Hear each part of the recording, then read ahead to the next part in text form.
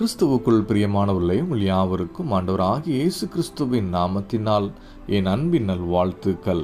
இந்த அருமையான நாளிலும் சங்கீதம் 9 அதனுடைய 18வது வார்த்தையின் மூலம் இன்றைக்கு தேவனாகிய கர்த்தர் நம்மை ஆசீர்வதித்து வழிநடத்த விரும்புகிறார். வேத வார்த்தை இப்படியாக சொல்கிறது: எளியவன் என்றைக்கும் மறக்கப்படுவதில்லை, சிறுமைப்பட்டவருடைய நம்பிக்கை ஒருபோதும் கெட்டு போவதில்லை. நம்முடைய நிலைமையை பார்த்து அநேகர் நம்மை விட்டு தூரம் போயிருக்கலாம்.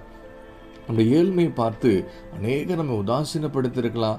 நம்முடைய இன்றைய நிலைமையை பார்த்து அநேகர் நம்மை விட்டு பின்வாங்கி போயிருக்கலாம். உதவி செய்கிறது கூட யோசித்திருக்கலாம். ஆனால் வேதம் சொல்லுது, எளியவர்களை ஒரு நாளும் மறக்காத தெய்வம் நம்முடைய ஆண்டவராக இயேசு கிறிஸ்து என்று சொல்லி, நம்முடைய நிலைமை எதுவாக இருந்தாலும் சரி, எப்பேற்பட்ட கஷ்டத்தில் இருந்தாலும் இந்த கஷ்டத்தின் மத்தியில் நம்மளோடு கூட இருந்து நம்மை வாழ வைத்து நம் மூலமாக அவர் மகிமைப்பட விரும்புகிற தெய்வம் என்பதை வேதாகமத்தில் தேவனாகிய கர்த்தர் பயன்படுத்தின பாத்திரங்களை நாம் பார்க்கும்போது அறிந்து கொள்ள முடியும். ஆபிரகாம் தன் சொந்த குடும்பத்தையும் எல்லாத்தையும் விட்டுட்டு ஆண்டவர் காண்பித்த தேசத்துக்கு பரதேசியா போனதுனால தான் நான் ஆபிரகாமின் தேவன் என்று சொல்லி அவர் தன்னை அடையாளப்படுத்தி கொள்ளுகிறத வேத சுட்டி காண்பிக்கிறது.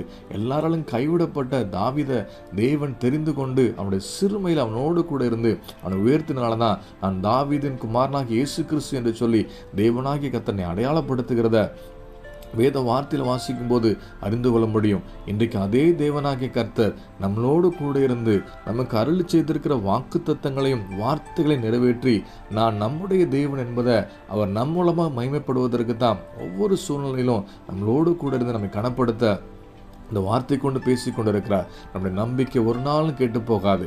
கர்த்தர் கொடுத்த வார்த்தையை மாத்திரம் நம்பி தொடர்ந்து முன்னேறி செல்கிறவர்களாக அவரோடு கூட இணைந்து நடக்க நம்மை அர்ப்பணித்தவர்களாக நாம் மாறும் பொழுது நம்முடைய வாழ்க்கையில் தேவன் முன் குறித்த சகல ஆசீர்வாதங்களையும் நிறைவேற்றி முடித்து நம்மையும் சாட்சியாக நிறுத்தி நம் மூலமாக அவர் மகிமைப்பட உண்மையும் வல்லமையுள்ள என்பதை மறந்து போயிடாதீங்க.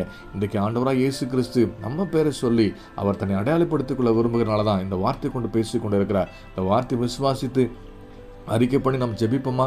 நல்ல தகப்பனே, இந்த அருமையான காலை வேலைக்காக நன்றி செலுத்துகிறோம். எளியவர்களாகி எங்களை ஒரு நாளும் மறவாத தெய்வத்திற்காக நன்றி செலுத்துகிறோம்ப்பா.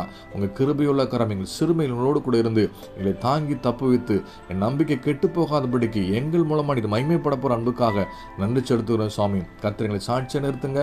உங்கள் நாமத்தை மகிமைப்படுத்த கிருபை தாங்க. இந்த வார்த்தை விசுவாசித்து ஜெபிக்கிற ஒவ்வொருத்தர் வாழ்க்கையிலும் தேவன் தாமே அற்புதத்தினால் அதிசயத்தினால் நடத்தி உங்கள் நாமத்தை மகிமைப்படுத்த போகிற அன்புக்கு நன்றி செலுத்துகிறோம். பெற்றுக்கொண்டு விசுவாசிக்கிறோம். இயேசு நாமத்தில் ஜெபிக்கிறோம் நல்ல பிதாவே, ஆமேன்.